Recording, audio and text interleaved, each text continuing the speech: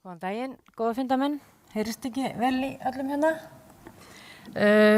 Þar sem að fundurinn fer fram á ensku, þá ætla ég bara að skipta yfir í það tungumál. Og ég ætla að biðja ykkur að njóta þeirra vitningar sem hér eru og svo að svona brosa annars slagi vegna þess að fundurinn í beinni á vefnum. Now, on behalf of VAFIB, I would like to welcome you to this breakfast meeting, which is held in cooperation with RSE, or the Center for Social and Economic Research. My name is Martha Eiríksdóttir, and I'm a former board member of Íslandsbanki and executive director of credit card operations. And I've been given the task to chair this meeting here today. The title of the meeting is Opportunities in the Arctic, and the intention is to touch upon the opportunities awaiting the nations in the Arctic. What is in the pipelines in Greenland, and what could be the role of Iceland and Icelandic companies in that context? We're fortunate to have with us here today 3 excellent speakers who will be covering the topic from different perspectives. They will be highlighting some of the opportunities and challenges involved, as well as some of the changes which are already taking place and the developments foreseeable in the future. First, I'd like to mention Svend Hardenberg, who is the director of municipality Qaatsuitsup. I hope you forgive me for the pronunciation, but it is actually the area of the polar darkness. And as I understand, 200 kilometers north of the Nordic Circle, or Arctic Circle. And he is the founder of Greenland Invest, and he will tell us about investment opportunities in Greenland and the investments needed in general, both in the infrastructure as well as others. Following Svend, we have 2 excellent speakers, Heiðar Már Guðjónsson, an experienced international investor, and Haukur Óskarsson, Director of Industry at Manvit. They will be sharing their views and thoughts on the opportunities for cooperation between the countries and the potential for Iceland and Icelandic companies in connection with various projects in this world's largest island and the least densely populated country in the world. So I think actually if we are looking at the numbers in Greenland, I think that Iceland will have to stay alert with the per capita quotes that we are so keen on having day in and day out. So if time permits, we will open for questions and answers and aim to conclude the meeting at 10 o'clock so that every one of you can get back to your desks and starting to look at the opportunities ahead. Well, our first speaker is Svend Hardenberg, and he's a founding partner at Greenland Invest and former director and existing director of the community of Qaatsuitsup, and which is in the western and northern Greenland, and where most of the oil developments are taking place. It's the largest municipality in the world, and it's even larger than France. It's 6 times larger than Iceland in size, and it can pride itself of Illussisat Icefjord, which is designated as protected area of outstanding beauty and has been on UNESCO's list for World Heritage. Svend has a vast experience of management and implementation of large projects in the area of aviation, energy, and communications. He's highly experienced in international negotiations of large projects. In his former position as CEO of the National Energy and Water Company, he was involved in transforming the energy sector on Greenland to be more sustainable.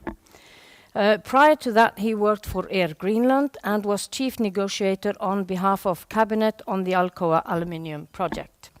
So as a leader, Sven has already made a great impact in his native Greenland, and he is deeply committed to make an impact to the greater good of society.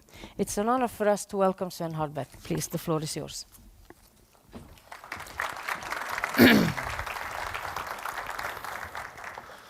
Well, thank you. I've been promised that I have 20 minutes for my presentation. I'll try to keep it under 20 minutes, so bear over me if I skip some of the pages or doesn't dwell too much on one slide or another, because I know that my presentation will be available at the bank's website later, so I hope that you will look at it later because there's additional information in it. Okay. As the moderator said, I will try to give you a picture in broad strokes on the possibilities and the actual project development in Greenland, because a lot of things happening up there, but I don't think that everybody is fully up on to speed on what actually is being developed. My presentation will give you an overview over, well, Greenland Invest, the company that I formed, Greenland today, investment opportunities in different sectors, and I'll try to catch up on the presentation to give you an overview on the total investment needs as we know it right now, because there's a lot of minor projects also in pipeline, but I haven't taken them into account in this presentation, because then we could be here for a whole day or more. And I'll try to sum it up with, if you really want to be a part of this, you could look at the possibility to maybe direct funds and funding for this adventure that will be started very, very shortly. Well, Greenland Invest is an independent advisory company, and I think you'll be happier with our presentation if you look at it at the website. So I don't go into depth with that. But this is a picture of Greenland. I think it says a lot, especially in regards to the positioning in the Arctic. When we are talking about Greenland, it's not that big, even if you look at the size of the population. We're only 56,000 inhabitants, distributed in 17 cities and 53 settlements. Population density is very, very low, and our capital must be one of the smallest in the world. And our own ethnic group is, of course, the majority, about 90%. And we have a democracy, and we are on our path to independence. Our GDP is not that much, not that big. Our real growth rate is even that big either. We have a fairly stable inflation rate. Our fiscal budget is only about 10 billion. And the block grant and subsidy from Denmark is 3.5 billion Danish kroner.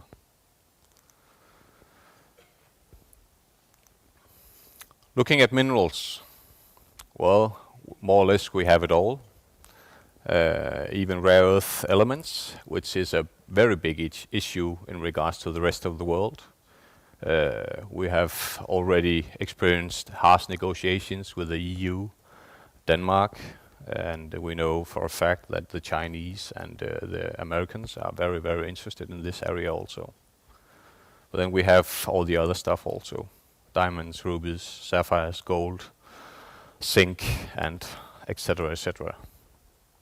When we're looking at the most advanced projects right now, we have an old zinc mine in Marmolik that's up in our municipality. And it's the only mine that actually has an active production license still. It isn't into production. It was in production until the end of the 70s. And there's still a lot of zinc there. But they are in need of capital to restart the mine. It's a new company that took over the mine. Then we have the iron ore mine in the Nuuk area, which is quite huge in our scale. It's one of the mega projects that we are talking about. And they have actually applied for a license, and the government are looking at it right now, and I think they will finalize the analysis of the application in next year. And they are in need for capital to start the mine. The Chinese Development Bank has put in a positive word in regards to looking at their need. And we think that they will actually finance it. Then there's coming projects. We have an iron bark zinc mine in Citronefjord that's up in the east coast of Greenland. And we will think that they will submit an application this year. Grænlendinga, it's Tranbreeze mining company. They are in a state where they are going to prepare an application right now, and we think they will submit it in this year also. And this is for rare earth elements. And then we have True North Gems in the south of the capital, and it's a ruby and sapphire mine. And it's quite a unique area because the rubies and sapphires are on the surface. So you can just use a power tool and cut out the gems when you're there. And this has been done by Greenlanders for many years, but now we have licensed it out to a Canadian company. Then we have on several locations Avanna Resources, and they have granted license for exploring for rare earth elements, diamonds and gold. They are very advanced in that project also, but I don't have a notion on when they're actually going to submit an application for mining. And then Nune Minerals, of course, they have a lot of different exploration licenses also. And North American Nickel for nickel and copper also, but I don't have any notion on when they're actually going to apply for a license for production. Then we have the Alcoa project, as the moderator was so kind to mention. I've been the head negotiator on that project on behalf of our government for 5 years. And this project I know in depth. It started in 2006, and the cost estimate still at this point is about 20 billion Danish kroner. And that's only for the hydro and for the transmission line and for the factory. The ownership structure at this point isn't settled because, as I briefly touched on, the Greenlandic economy isn't that big, so it can be a huge challenge to take a ownership part of this project. But the government isn't clear on if they're going to be a part of it or we are going to look at the taxational regime instead and focus on that to secure revenues for the government. But what's really interesting is there's a lot of supporting infrastructure projects in regards to this aluminium smelter. There will be, of course, be a need of a new port, a new airport, roads, housing, and we expect that to be in about 2.5 billion Danish kroner area. So that could be very interesting for external parties to look at, and we are actually trying to promote outsiders to be interested in this part also. More or less the whole project, the aluminium project, when we're talking about the hydro and the aluminium smelter, is more or less financed already. right from the start, we had very interested commitments from different parties, big institutional investors from abroad. So it's only a matter of how the government sees itself in that role, and then when they put that out, then the whole ownership structure will fall into place. Alcoa is only interested in a maximum 50% of the project. So there's room for other players in that. Hydro potentials, there's a lot of them in Greenland. You have this big melting ice block in the middle that flows out to the coastline. And I have been working very keenly in a period as the CEO of the National Energy Company on developing the hydro production in the company very much. When I started, it was only 40% of our power production was based on hydro. When I stopped, I signed the last project, and now today it's 70% of our power production is based on renewable energy. So that's quite an achievement in itself. But when you're looking at the hydro potentials, we have a lot of them in Greenland. And what could be interesting in this aspect is that you of course have to have an off-take partner when you're going to look at building hydro. And we have this mine in the south of Greenland at Narsak. And they are looking at rare earth elements, and they have, as I said before, already applied for a production license. Expect to apply for a mining permit. And they have waited because they were dependent on the outfall of the last election, because the former government has a zero tolerance policy on uranium, because a part of the raw material is uranium that's tied to rare earth elements. So this current government has another view on it. We're still unclear on how we're going to solve the uranium question, because Denmark is pressing very hardly to make this statement that it's of national strategic interest. So they have a bigger competency to be a part of the decision process if we're going to mine it or not. But the current government is trying to hold Denmark back on that view.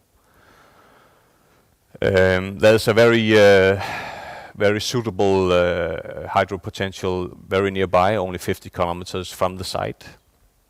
It's the size of 370 gigawatt hours per year. So it's sufficient to provide energy for the actual processing of the raw materials at the site.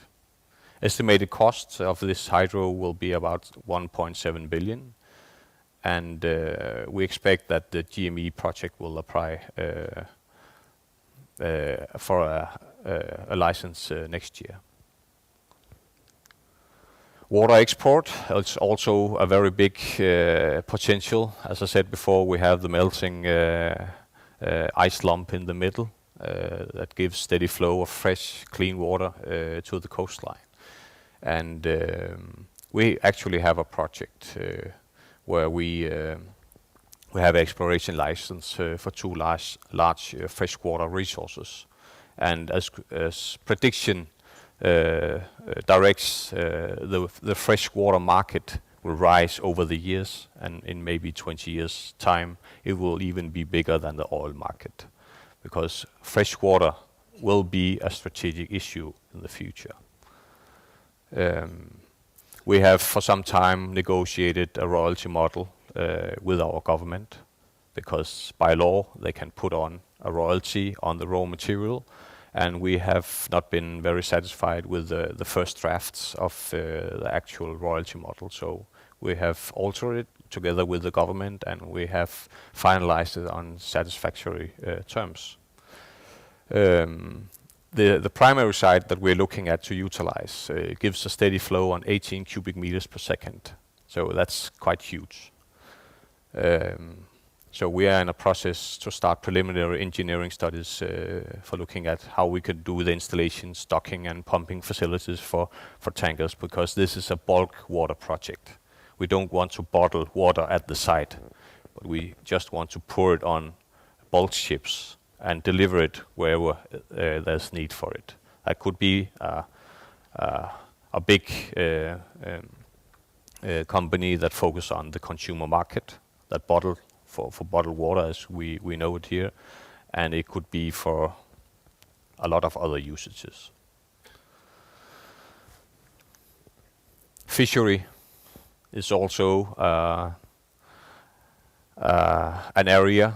There's a lot of potentials in it. I know that can be difficult negotiations between Iceland and Greenland sometimes, but I think that we should put that aside and look at the potentials.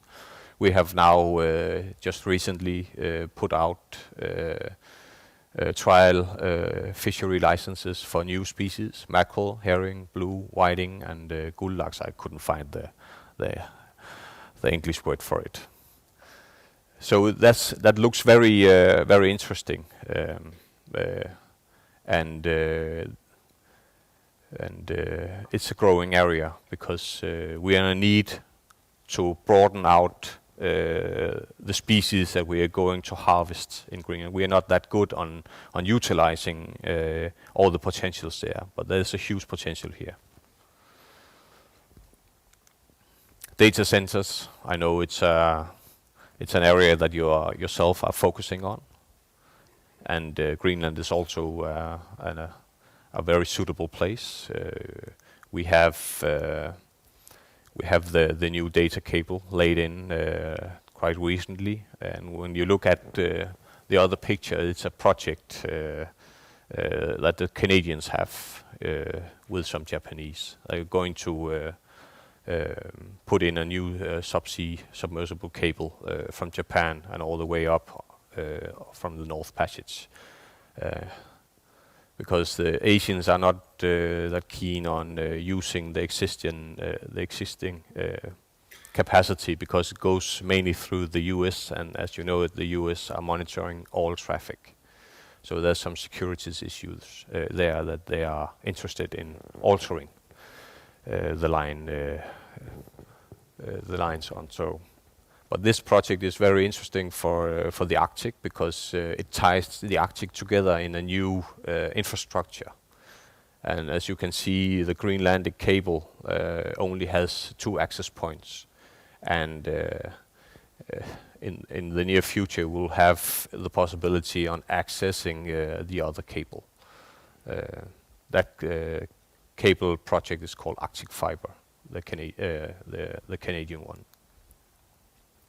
But as I see it today, we only use 3 to 4% of our capacity on our own cable for data traffic. And we have a project in Narsarsuaq, that's the international airport in the south of Greenland. It was put there by the Americans under the war. And under the Korean War, they had a huge hospital site inside the Narsarsuaq Valley. So most of the wounded soldiers were treated there before they were sent home. But that valley is all the buildings are gone now, and it's very suitable areas because it's flat, and you have the normal infrastructure in place. You have an international airport, and you have a very suitable port also. So you will look at those kind of facilities when you're looking at possible areas for putting up a big data center. And what's special about this is there's a water-based cooling possibility at that site, because right at the end of the valley there's a big river going down that runs 365 days a year from the glacier.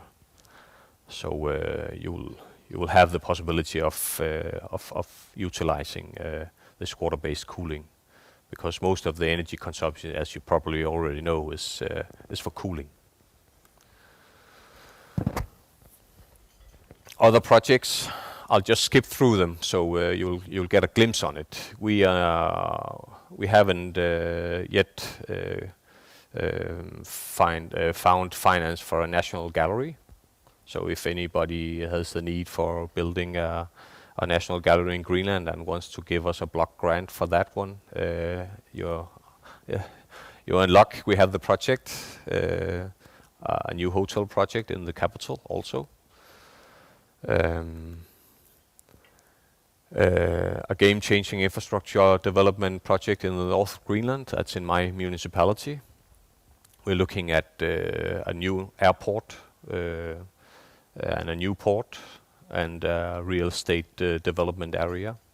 When you look at it in regards to tourism, the rest of the country has a declining tourism, but in the Ilulissat area is increasing. So the infrastructure is a problem today because most passengers are actually been flowing to an airport they don't want to go to. That's Qaatsuitsup. That's the main hub in Greenland. It's an old American base. So they are going there to change planes, and often they wait there for some hours. So this could be a kickstarter for the municipality where I work in. And this project, I've put that in as a separate presentation, so you can look at it at the website later today, because I think it's very interesting. The business case is very sound, and we are actually in a process for a first closing for investors that will end this December. Offshore supply ships, untapped potential. What most people don't know is that Greenlandic companies has a positive treatment in regards to licenses for this kind of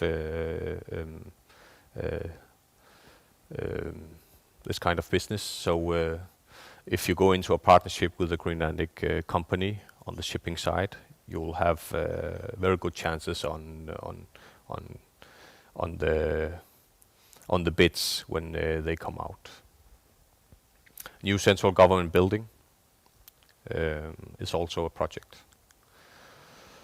So when we look at the investment needs,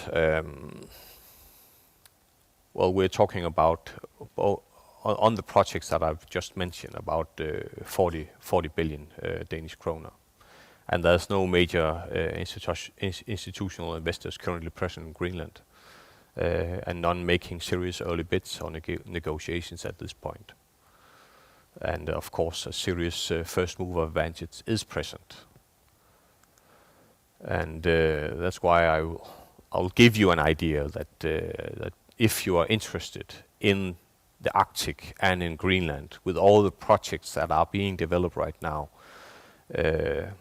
and if you really want to be a part of the development, you also have to look at the financing of the projects.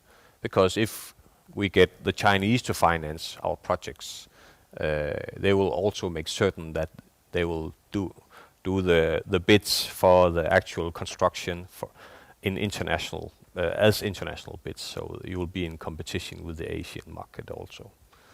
So it's a way of controlling the stream of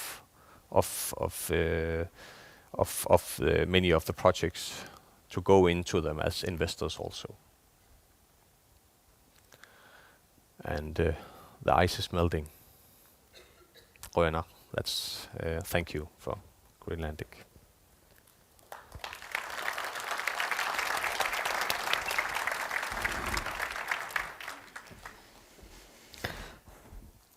Yeah, thank you very much, Sven. This was very interesting. And I wish that we could actually foresee so many investment opportunities here in Iceland and so much going on. But it is obviously a bright future. This was surely an eye-opener for us, I think, on the issues at stake in Greenland, huge. And also there are many challenges which I foresee at the same time.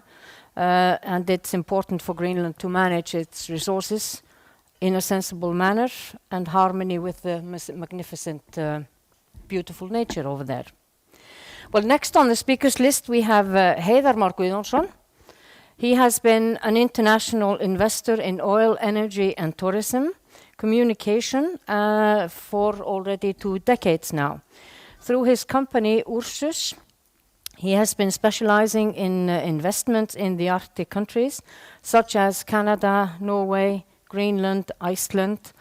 And in his presentation, Heiðar Már will be throwing the spotlight on Iceland as its potential and as an ideal service-based center. And he will also help us put things into a historical and global perspective, I assume. So Heiðar Már, please, the floor is yours.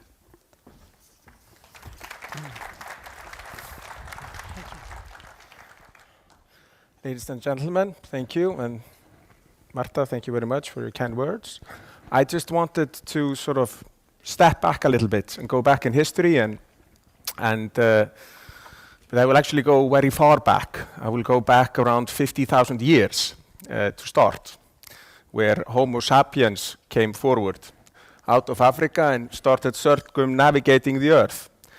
What is interesting here is that this story of the human race basically settling the earth, it focuses on 3 countries. It focuses on Canada, it focuses on Greenland, and it focuses on Iceland. And why is it so? Well, the reason is simple. When our forefathers actually came out of Africa and went up through the Arabian Peninsula into Europe, some actually went east, and some went all the way to Asia and Mongolia. From there, they crossed the Bering Strait 14,000 years ago, and that's when America was first settled. But they never met their ancestors and cousins that actually went the other way. So the route was never closed. The circle wasn't closed until there was an attempt. There were people in northern Canada that actually moved and went over the Davis Strait, which lies between Canada and Iceland and Greenland. I went over there on like an ice bridge. It's believed 4,000 years ago. But unfortunately, they died out in Greenland. So it's only until our forefathers, Eiríkur Rauði and his people, actually went to Greenland from Iceland and then further into North Canada and then down into America, that they met their forefathers. So basically, circumnavigating the earth, the circle wasn't closed until the Icelanders met the Inuits in Canada.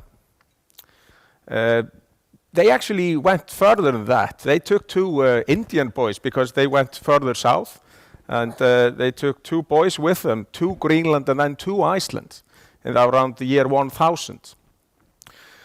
But the point in telling you this is that I want to make the case that it's practically in our genes to live up here. And Iceland has always been an excellent service base for the Arctic. And why is it so? If we look, for instance, at the Vikings and why did they ever leave Norway to go to Iceland? Why is it so? The reason is simple. In Norway, you have a very sort of deep fjords and you have limited amounts of land that you can use for agriculture. So what developed in Norway is very similar to what developed in Greece, where you had many islands. It became a seafaring nation. It's so much cheaper to ship goods on sea rather than to ship them on land. It's much easier. You need less power. So what they developed in Norway was quite special. They developed boats which both had oars and sails. So they could actually row up a river, or they can sail out in the open sea. And these, of course, were highly maneuverable boats, and their navigational skills improved dramatically. So they were able to discover new countries and actually move to new countries. But they were also able to do trade with other countries. So the legend has it that our forefathers were more or less rapers and pillagers, But I would like to believe, and I'm sure that's much more true to the history, that they were in commerce. And that's what actually drove them to take goods that they harvested in the Arctic, take them south and sell them and get wheat and other coal and other necessities in return. So what is now driving the development in the Arctic are two factors. First of all, it's climate change. I'm not going to go into why the climate is changing. I have no idea. But we know for a fact that when Iceland was settled 1,100 years ago, it was much warmer here then than it is now. So I wouldn't find it really surprising if it would get warmer still. But if we then look at what's driving the opportunities in the Arctic, of course it's climate change, but it's also another force which is sort of pushing us up there, and that's the population growth. So if we go back to, for instance, what I said about the Homo sapiens sapiens, which only came into existence like 50,000 years ago, it took them 50,000 years to reach 1 billion, and that happened in the year 1800. It then only took them 130 years to reach another billion, and that was in 1930. When I was born, around 1970, they reached the 3rd billion. But I will actually experience such a dramatic growth in the human population that from the day I'm born and until I retire, let's call it a 70-year period, the human population will triple. It will go from 3 billion to 9 or 10 billion. So how do we feed all these people? How do we provide them with energy? How do we provide them with water?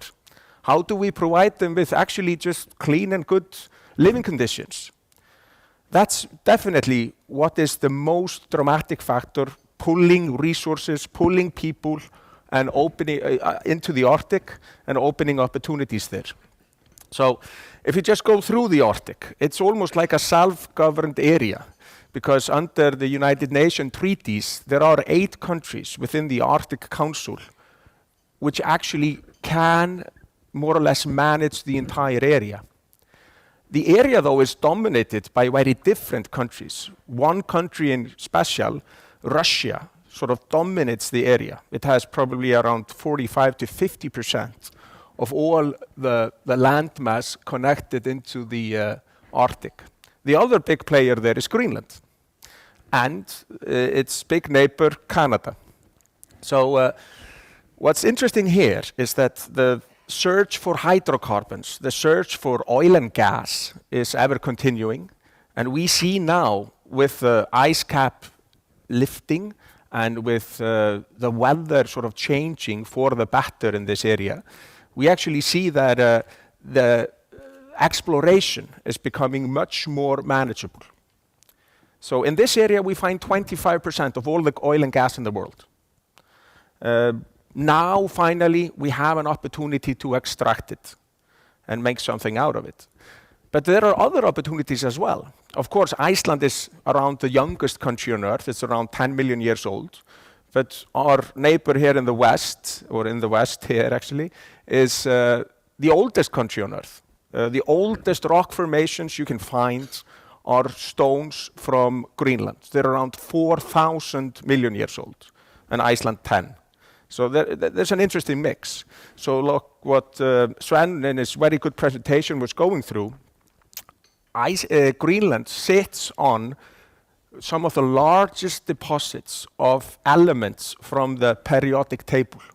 If we go through the periodic table and look at gold and look at all the things there, most of them can't be found in Greenland. The only problem has been covered with up to 3 kilometers of ice. But that ice is now melting. So all of this is becoming accessible.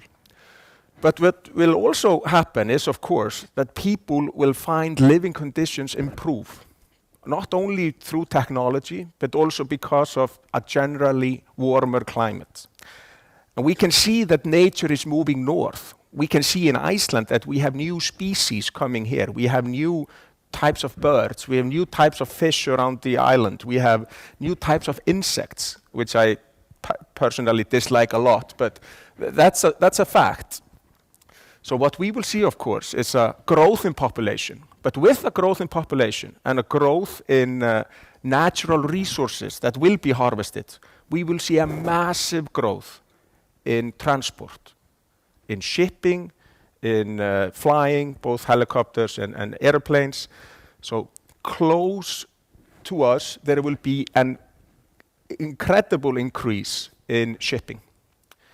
So first of all, you need to transport the goods, but also you need to transport building materials, people, and everything associated with it. What I also find a bit puzzling is that we have 8 countries in the Arctic Council, and they have so many things in common, but they still have 8 currencies.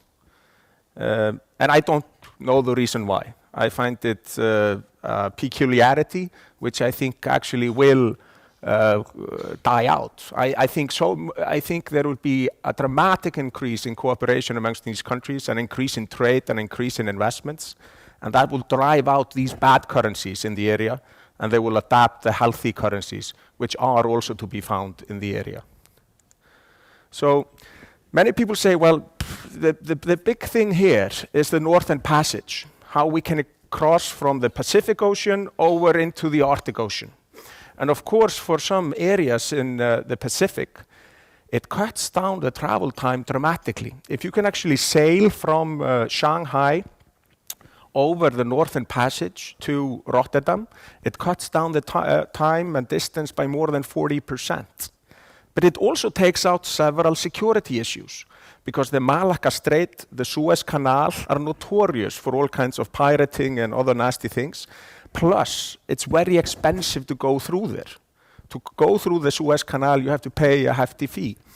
Also, if you go the other way around through the Panama Canal, which is almost blocked, there's so much traffic there, and there's a limit on the size of ships. There are all kinds of constrictions here. If the Northern Passage opens up, these constrictions aren't there anymore. There are other countries, of course, in the east, like Singapore, which has a huge harbor, which is much closer to India than, for instance, Shanghai. So the traveling time from there will not be cut as dramatically. So, but we can at least see there are certain big countries and big producers in the Pacific which have a dramatic benefit if the Northern Passage opens up. But it's also a threat. It's a threat to many other sort of current existing networks of shipping. It could be a threat to Singapore. It could be a threat to Rotterdam especially. So why would people in Holland be really happy with, let's say, a transshipment base in either Kirkenes or Murmansk? The reason I mentioned Kirkenes and Murmansk and not Iceland in this respect is that if you need to sail over the Northern Passage, you need a certain type of ship. You need to have ships with ice-breaking capabilities. They're quite expensive. They're more expensive to sail. They use more oil. So you would only sail them over the toughest part of the journey, the toughest part of the passage. And then as soon as you're out of the sort of ice, you would want to find an ice-free port, a port that's ice-free the entire year. And there you would want to transship the goods into other boats, which would then either take them to New York, even Halifax, which is a growing transshipment hub, or to Rotterdam. Of course, this is a threat to Rotterdam, because now all the ships go in there, and then all the transshipments take place there. So we have to bear this in mind. But what Iceland has is that Iceland isn't ideal for the Northern Passage, logistically speaking.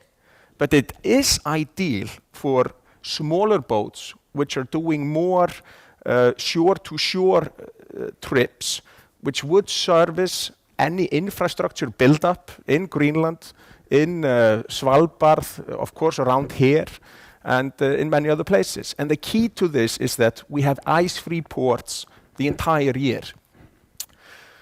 The race now is on a little bit between China and Norway. And if we look at, for instance, the program that the Norwegian government has been running for a while now, trying to promote Kirkenes, and they actually called on the Norwegian shipping industry to build super ships, I'm talking about super container ships, which are sort of where all the containers are inside. So even though they go through the Northern Passage and all the coal that might be there was there, it would not affect the cargo whatsoever. Of course, we today have these super tankers, but we're also talking super container ships. So China is building now, I think it's around 5 or 6 ships like this, and Norway is undertaking shipbuilding like this.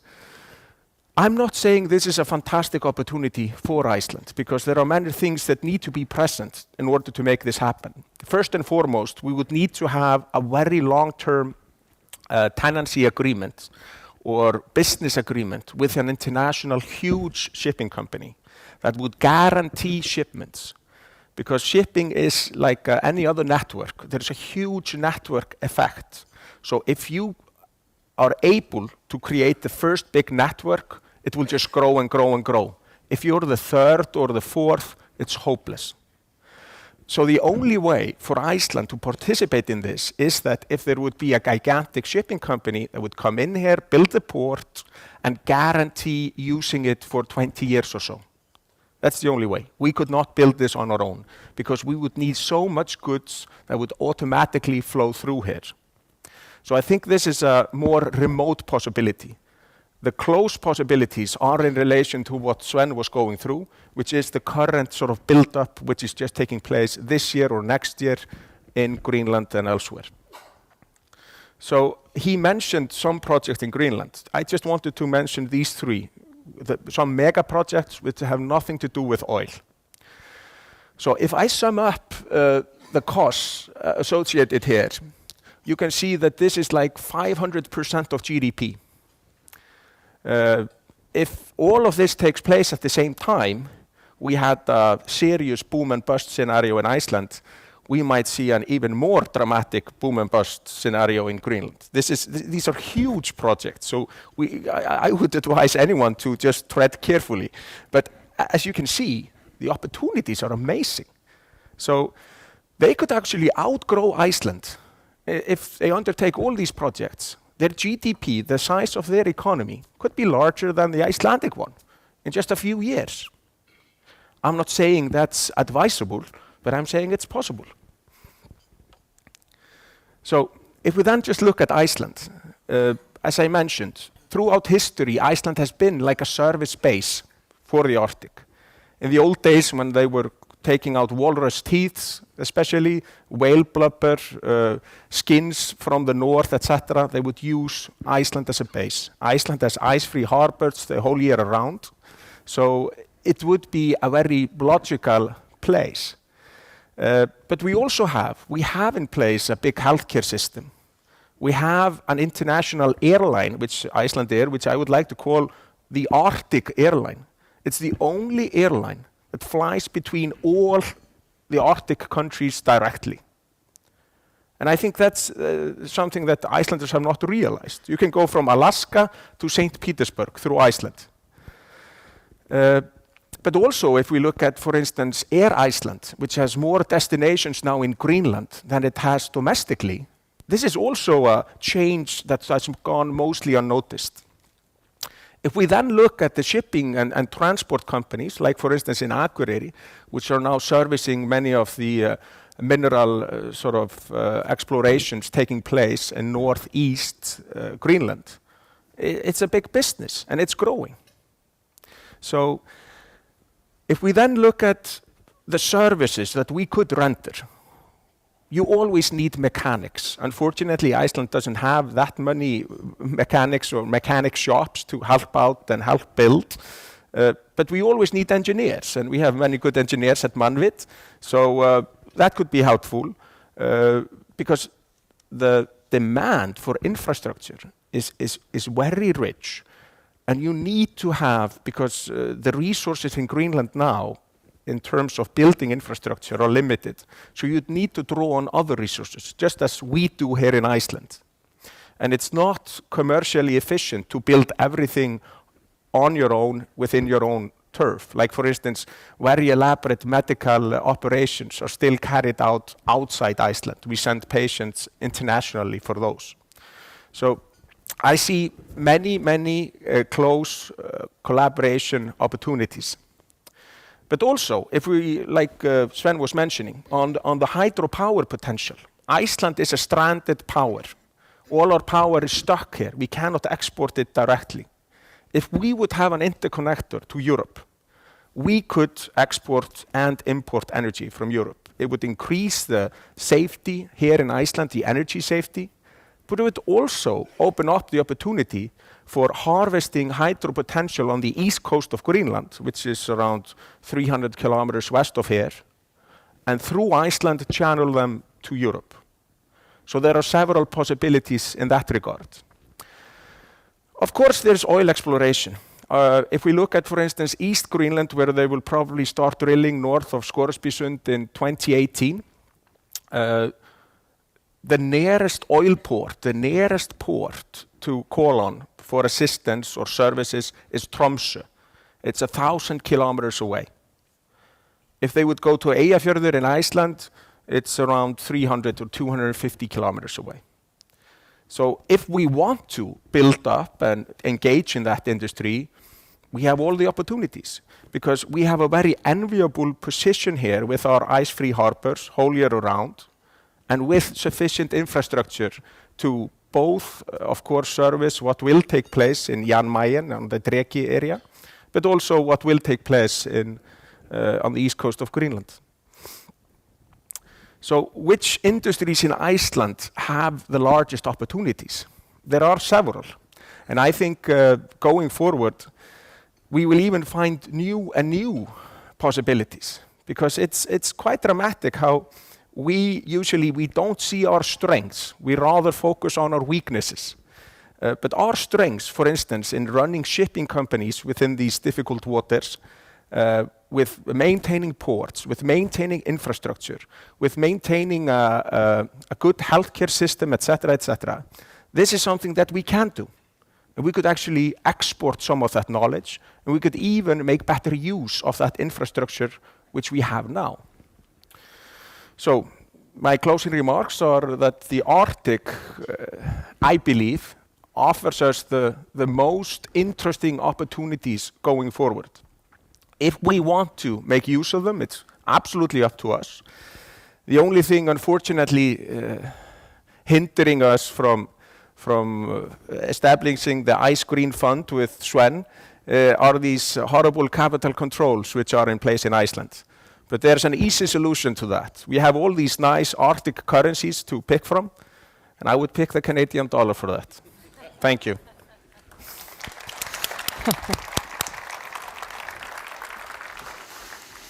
Yeah, I was actually wondering if Haukur would skip out mentioning the currency and the connection to the Canadian dollar. So I'm very glad that you didn't miss that at the end of your speech.